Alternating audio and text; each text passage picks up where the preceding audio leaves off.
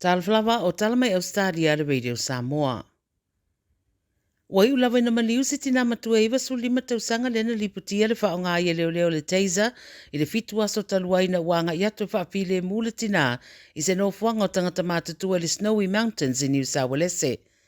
O Claire Nowland, le suafol tina na maliu i le tau le fitu i le whewhena nafi i le whalamai i kuma a o iei uma si o na ainga. Wa ato le vai aso tuntuni loa pea e tangata le mata upule nei talo na mua i ripatia mai, pa pea nanga i atu leo e tali le wala au mo se psoswani i le nofuanga o tangata matatua ina uwhainga tau na whaafile mule tina matua, masa iei se tama i nei fise tulo ua fiwa tau ave ese. O le whaiunga le mata upu na whaonga leo le teiza i le tina matua mai uina pa uai ma a fialo na ulu, tau fia i le whanemai i le vai aso atoa mai ua ina maliu le fia whina nafi. O le temine ia tolu mōrianga ua whaia le leo lo au fia le mata upu ina ua mahe ale suenga umi sa whaatino a e tūra i le whaamsinonga i le aso limo iulai ma ua wha malolo le tū mau mai lana ngā ruenga. Ua wha mai senga le atunu i le aingo stina matua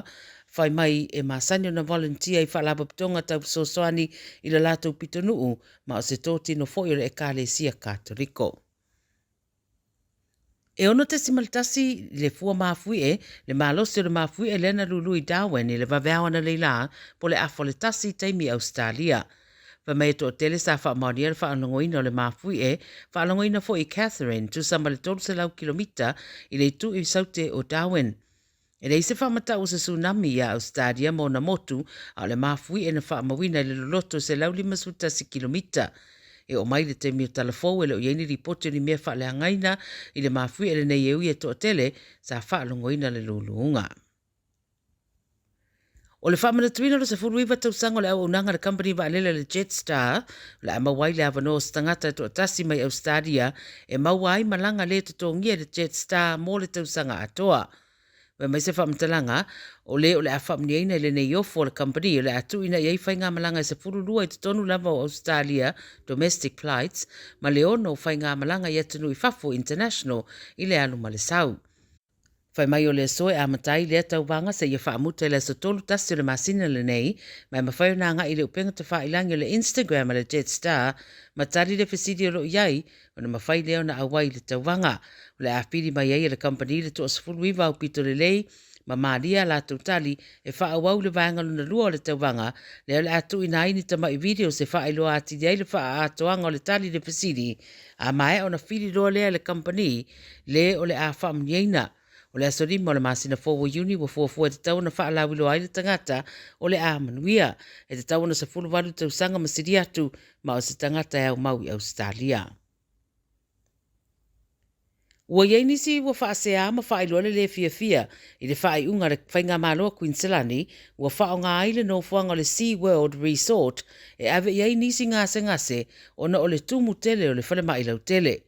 O le ripoti mai Queenslandi ua whaailoa ai leo tūlanga o se whaaiunga e le talia ngofie e le tele o ainga o ia ngase e meise tangata lau tele. O lo lipotia le 9 News o ngase le mana o miefso soani whaapavave emergency o whaasoane le resort lea mai whaapea luasful whaapoto le resort ua whaangana mo lea whaamoemoe. O whaitionga o ta wai e le tutusa moenga o lo whaonga i le resort ma moenga le whanemai e tala whea ngai mo le whaafaingo fie ngase e meise lava na i tangata mātua. Whai mai nisi e tala whea ngai le resort e to o manga iei ngase o lo fie maua se no fuanga file mu. A o se tasi mata upu na lo te le whonotanga le parlemene le Vasilei e au fiei tūlanga o ta o tonga mō ngase ma le uumi o teimi e whaatalia inisi mō lātou tong fitinga.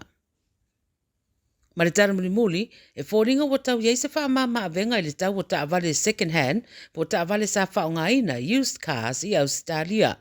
O le tausanga taluai sa maita wina i le taunga tātele o ta avale nei, pei tai o le ua whaeloi ripoti le vasa nei se 40% ua whaatitia mai ai le tau. O le taimera COVID na amata vai ai le anga i lunga o le tau o ta avale ia, e mai sena ua tele na whaatuai mai le sapalai o ta avale fou, ona o le poloka o whewa i ngā waa.